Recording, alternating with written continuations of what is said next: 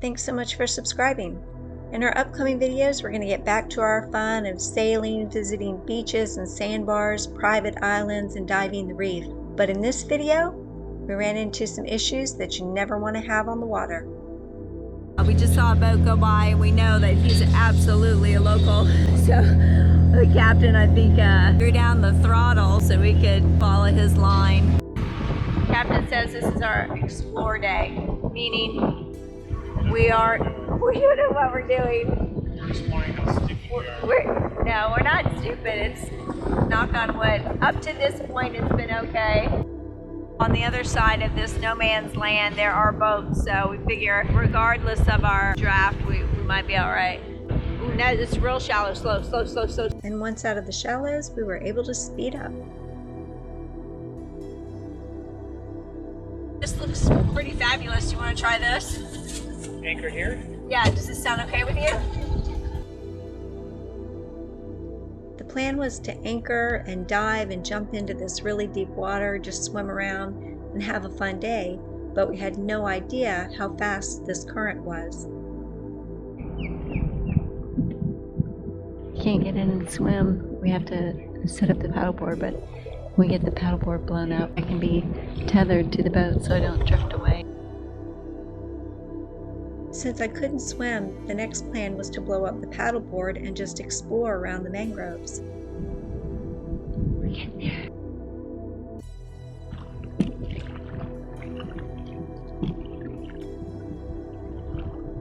The water is like bathwater. This is the warmest I have ever felt the water.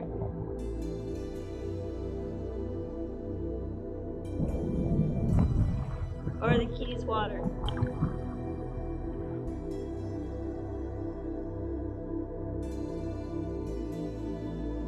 I had to settle for just getting to the mangroves and holding on to them so I wouldn't float away, which was totally fine with me because it was absolutely beautiful.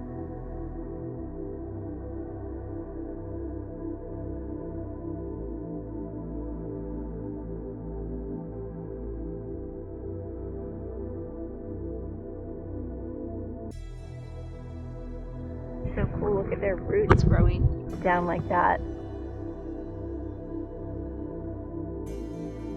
Again, that current was so strong, if I let go of the mangroves, I'd be pulled out, and holding on to them and the camera, trying to look around, proved to be a little bit difficult.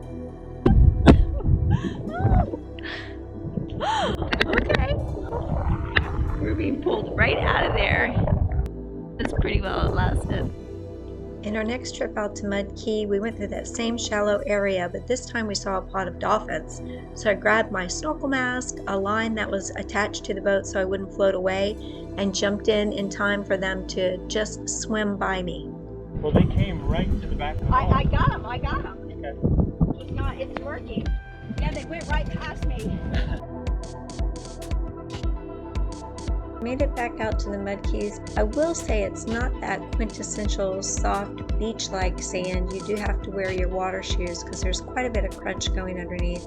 But we were happy to get out there and enjoy the sandbar and the shallower waters.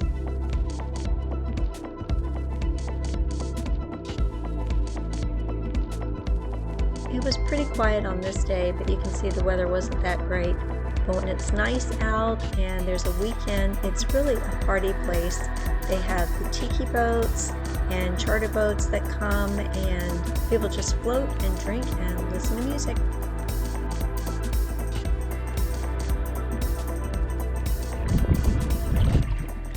We're not all smiles. We're having motor problems yet again.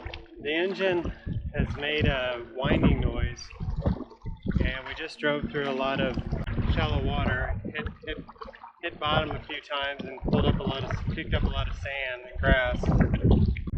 We think it overheated our motor. Which would be the best case scenario. We actually hope that's what happened. We have oil, but it's on the low side, so I'm wondering if low oil is another condition. We don't have any more oil on board.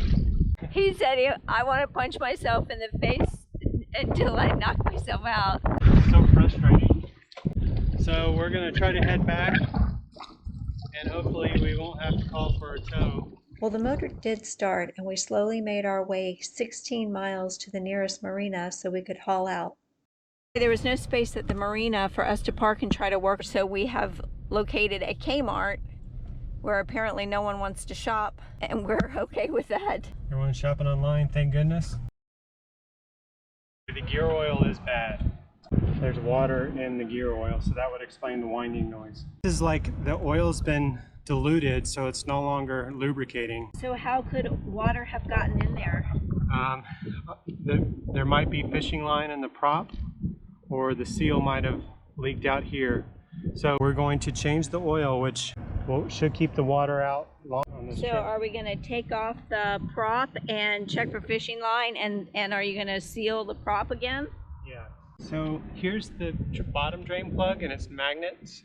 And if there's very little steel on here, if there were a lot of steel in there, that means our gears are stripped. So our gears are not stripped. So we caught it in time. It's just the oil is milky. They call this milky oil. That means there's water in the oil. You're supposed to change the lower gear oil every 100 hours or every couple years. And we've definitely gone past that. So here's our gear oil, 8890. So what I'm going to do is add some to the top and try to push out as much of this bad stuff. Yeah. So that's the difference between good and bad. So are you going to run it until it goes green? Yeah, see all the milky stuff's leaving? Okay, to fill it, you're supposed to have level. So you tilt it this way so that the drain is the lowest point of the engine. When you fill it, you want it horizontal so all the air comes out the top. Can you please squeeze with me?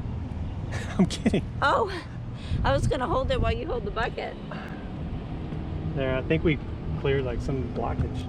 Okay, that's starting to look pretty good. So putting in the top one first will create a vacuum, so it doesn't drain out the bottom when I go to put the bottom one in. Well, it won't drain, you know, it'll just all run back out.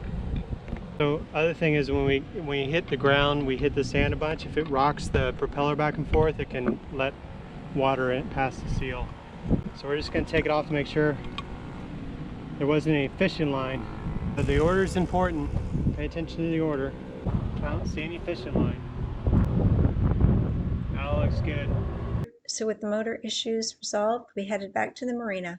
We're here to get boat gas, Recreation 90.